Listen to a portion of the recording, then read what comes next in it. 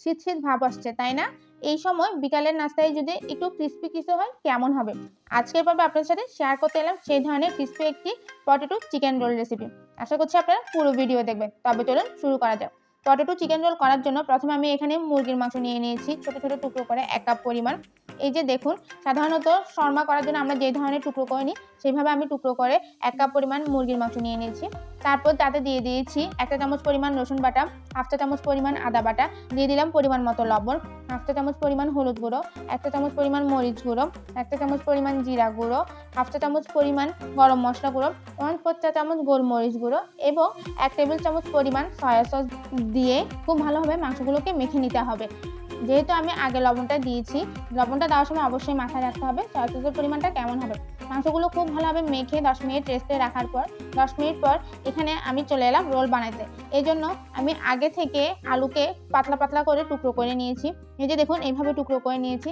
এরপরে ময়দা এবং কর্নফ্লাওয়ারের একটি মিশ্রণের মধ্যে আমি প্রথমে আলুটাকে খুব ভালোভাবে গড়িয়ে নিলাম যাতে চারপাশেটা লেগে যায়।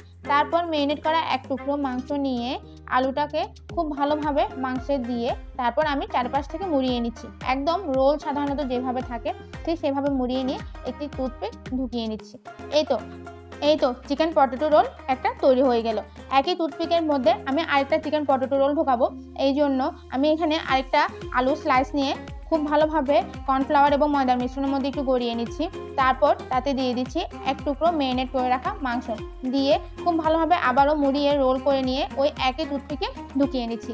এইভাবে প্রত্যেকটা টুথপিকে 2টা করে চিকেন পটেটো রোল দিয়ে তারপর আমি সবগুলো মেরিনেট করা মাংস তো দিয়ে চিকেন পটেটো রোল তৈরি করে নিচ্ছি। এই যে দেখুন, দেখতে কেমনটা লাগছে। এই যে আমার সবগুলো চিকেন পটেটো রোল একদম তৈরি। এবার এগুলো নিয়ে ভেজে নেওয়ার পালা। এই জন্য প্রথমে একটি প্যানে আমি তেল দিয়ে দিচ্ছি 2 কাপ পরিমাণ। অবশ্যই কিন্তু ডুবো তেলে ভাজা করতে হবে। তেলটা খুব ভালোভাবে গরম হয়ে যাওয়ার পর তারপর আমি এখানে আগে থেকে তৈরি করে রাখা চিকেন পটেটো রোলগুলো দিয়ে দিচ্ছি। সবগুলো কিন্তু একসাথে দিতে যাবেন না, সেই ক্ষেত্রে কিন্তু দেখা যাবে যে কোনোগুলো বেশি হচ্ছে কোনোটা কম হচ্ছে, আবার সবগুলোতে ঠিকঠাকভাবে তেলও লাগছে না। মিডিয়াম আঁচে রেখে খুব ভালোভাবে নাড়াচাড়া করতে হবে। অবশ্যই কিন্তু নাড়াচাড়া উপর নিচ থেকে খুব ভালোভাবে করতে হবে, না হয় কিন্তু দেখা যাবে এক পাশে খুব বেশি হয়ে গিয়েছে আরেক পাশে কম হচ্ছে। আবার যেই মুরগির মাংসটা একটু পাতলা সেটা একদম শক্ত হয়ে যাবে, আরেকটা আবার একদমই নরম থেকে যাবে। এই জন্য চারিপাশে খুব ভালোভাবে নাড়াচাড়া করে তারপর ভেজে নিতে হবে। এই যে দেখুন, আমার চিকেন পটেটো রোলগুলো কিন্তু ভাজা হয়ে গিয়েছে। এবার আমি তেল থেকে ছেঁকে তুলে নিচ্ছি।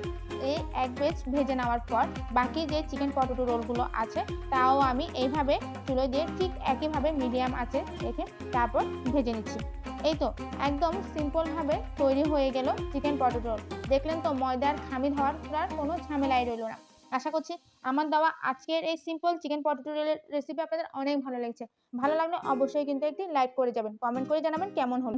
বন্ধুদের সাথে শেয়ার করবেন আর চ্যানেলে নতুন হলে সাবস্ক্রাইব করে অবশ্যই বেল বাটনটি প্রেস করে দিবেন যাতে আমার পরবর্তী রেসিপি নোটিফিকেশন খুব সহজেই পেয়ে যান। সবাই ভালো থাকবেন, সুস্থ থাকবেন। আল্লাহ হাফেজ।